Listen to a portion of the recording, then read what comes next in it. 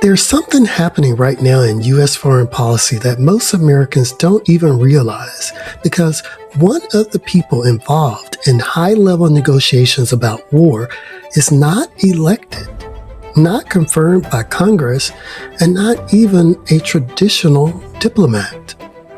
Jared Kushner, Donald Trump's son-in-law, is currently serving as what's being called a special envoy for peace. But here's the question. What does that actually mean, and who is he accountable to? In 2026, Kushner participated in high-level diplomatic talks in Geneva. He met with Oman Foreign Minister Badr Albusaidi and was involved in negotiations connected to Iran's Foreign Minister Abbas Araghchi. These weren't symbolic meetings. These were real discussions tied to decisions that could lead to peace or conflict. There's been some reports that you shouted at Steve Witkoff and Jared Kushner, that you threatened that you had enriched uranium to make 11 nuclear weapons. I want you to set the record straight on those negotiations in the final days before the war. Well, I don't know what they have conveyed to their boss. What I know is that on 26 February, when we met in Geneva, we were able to make a good progress. As Omani Foreign Minister, the intermediator said it was a significant progress. And before he posted his tweet, he read it to both delegations, and both delegations accepted that yes, this is the right, the right saying about what we have made today. Significant progress. This is what we were able to do it on 26 February. Well, the things which are said by U.S. interlocutors, I do understand why they are saying those things. They want to justify an unjustifiable act of aggression. So they are trying to make some excuses for themselves. I never said that we are going to make bombs. I said that we have 440 kilos of 60% enriched material, and that was not a secret. That is what is mentioned in the reports of the IAEA. So I said that, look, this is mentioned in the report. This, if enriched more, can be good enough for 10 bombs, as your own experts claims. So we are ready to give them up, to give them away. We are ready to dilute them, to downblend them into lower degrees. And by saying that, I wanted to say that the concession that we are making is really big.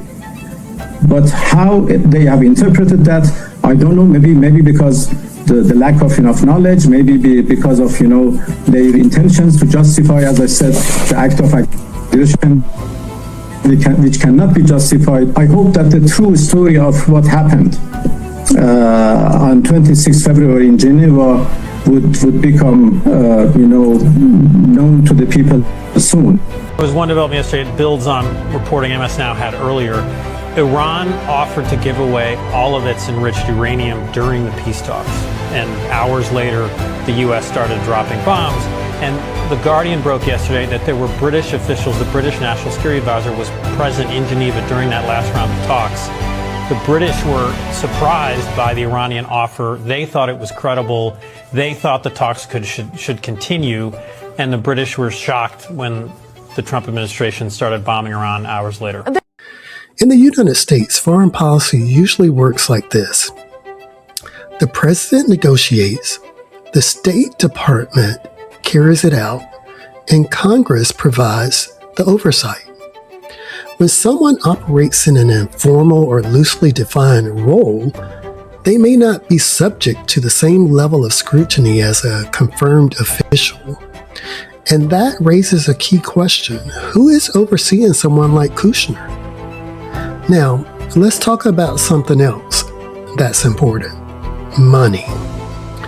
Kushner is not being paid by U.S. taxpayers for this role, but he does run a private investment firm that has received billions of dollars from foreign investors, including from the same region where he's actively engaged in diplomacy. So here's the real questions Americans should be asking. When someone is involved in diplomacy and business in the same region, participating in diplomatic negotiations, meeting with foreign governments, and also raising money from that same region, it creates what ethics experts call a potential conflict of interest. So where is the line, and who makes sure that line isn't crossed? Watchdog groups have warned that this blurs the line between public service and private financial gain. Even members of Congress like Democrat Elizabeth Warren and Republican Tom Tillis have raised concerns about this overlap. First off, any agreement between Kushner and Witkoff are very accomplished business people. I'm sure they're good negotiators, but they're not subject to Senate confirmation and they're not subject to oversight. So hopefully they've got some adults in the room who are. They can negotiate the broad strokes, but at the end of the day, an agreement that doesn't be that bill on Capitol Hill that gets ratified by the U.S. Congress isn't worth the paper it's written on, in my opinion.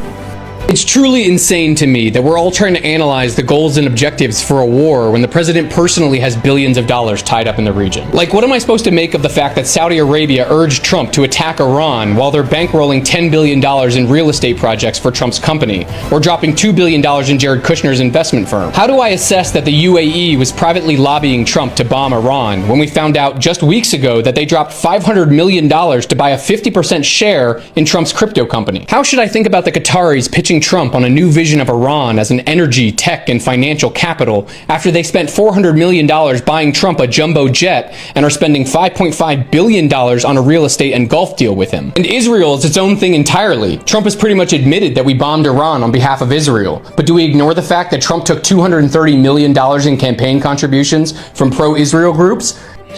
This isn't about politics, it's about accountability, because decisions about war should always be made with one priority, the American people, and should be made with clear oversight, transparency, and public trust. If this made you think, share it with someone who needs to hear it, and follow for more content like this.